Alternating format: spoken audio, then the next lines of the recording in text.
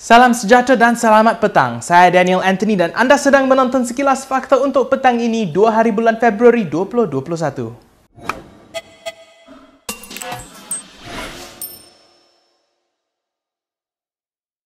Perintah Kawalan Pergerakan yang sebelum ini akan berakhir pada 4 Februari telah dilanjutkan untuk 2 minggu lagi dengan SOP yang lebih ketat.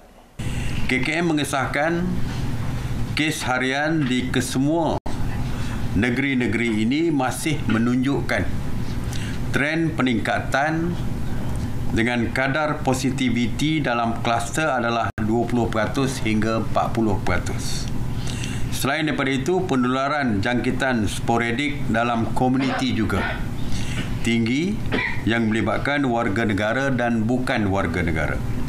Sehubungan dengan itu, di atas penilaian risiko dan nasihat KKM, sidang khas hari ini bersetuju untuk melanjutkan PKP 2.0 di seluruh negara bermula daripada 5 hingga 18 Februari 2021 kecuali di negeri Sarawak yang kekal di bawah PKPB, kecuali kawasan-kawasan Sarawak yang telah diisytiharkan sebagai PKPD.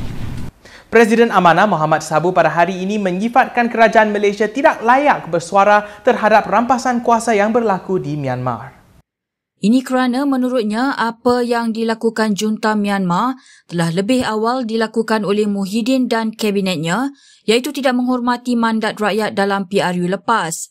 Semalam Wisma Putra meluahkan kebimbangan serius akan perkembangan di Myanmar dan menggesa penyelesaian secara diplomatik diadakan.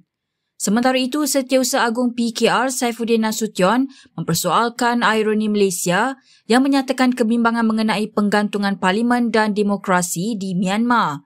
Saifuddin mengulas tindakan Perdana Menteri Muhyiddin Yassin yang menggantung parlimen ketika tempoh darurat di Malaysia. Jika anda menyukai berita yang kami hasilkan, anda boleh klik pautan di bawah untuk memberi sedikit sumbangan untuk menolong Kini TV membawa lebih banyak kandungan yang berkualiti.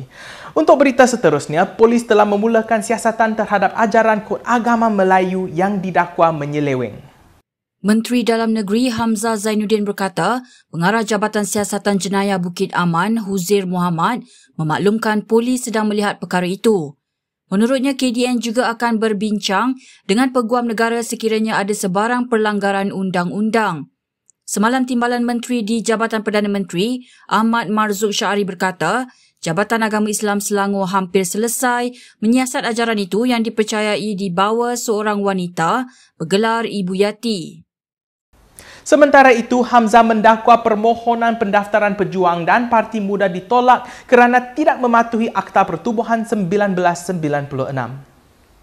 Hamzah berkata selepas membuat semakan terperinci terhadap dokumentasi permohonan, ROS mendapati permohonan dibuat tidak teratur berdasarkan jadual 1 akta tersebut.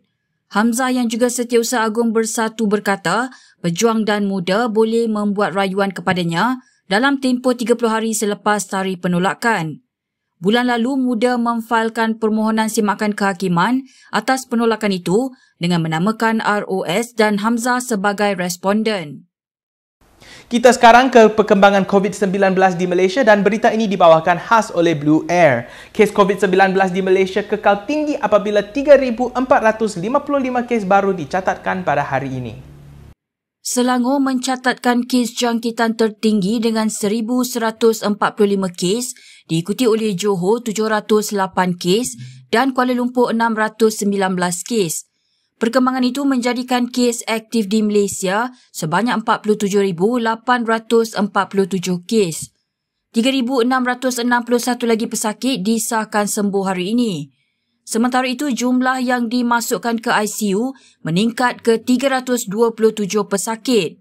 21 kematian direkodkan menjadikan jumlah keseluruhan kes kematian mencecah 791 kes. Perdana Menteri Muhyiddin Yassin hari ini mengucap tahniah kepada Nicole David yang dinobatkan sebagai atlet terunggul sepanjang zaman. Berkongsi rasa bangga atas kejayaan juara dunia sebanyak 8 kali itu, Muhyiddin berkata ia membuktikan sumbangan dan aksinya selama ini terus diperhatikan dunia walaupun telah menggantung raket. Beliau berharap kejayaan atlet kelahiran Pulau Pinang itu dapat menyuntik motivasi kepada rakyat Malaysia untuk mengharumkan nama negara dalam apa jua bidang diceburi.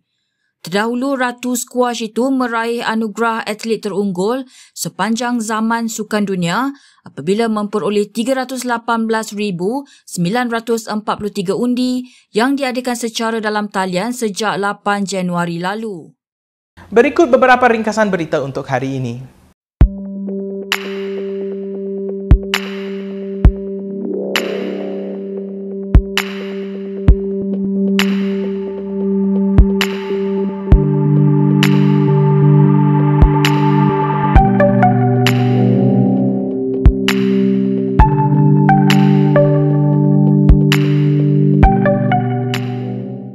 Baiklah, itu sahaja untuk sekilas fakta pada petang ini. Untuk lebih banyak berita, anda boleh melayari kinitv.com. Anda juga boleh mengikuti kami di media sosial di Facebook, Twitter, YouTube dan Instagram untuk mendapat lebih banyak berita juga. Jangan lupa memakai pelitup muka bila keluar dan lebih baik kalau duduk di rumah. Saya Daniel Anthony, terima kasih dan jumpa lagi.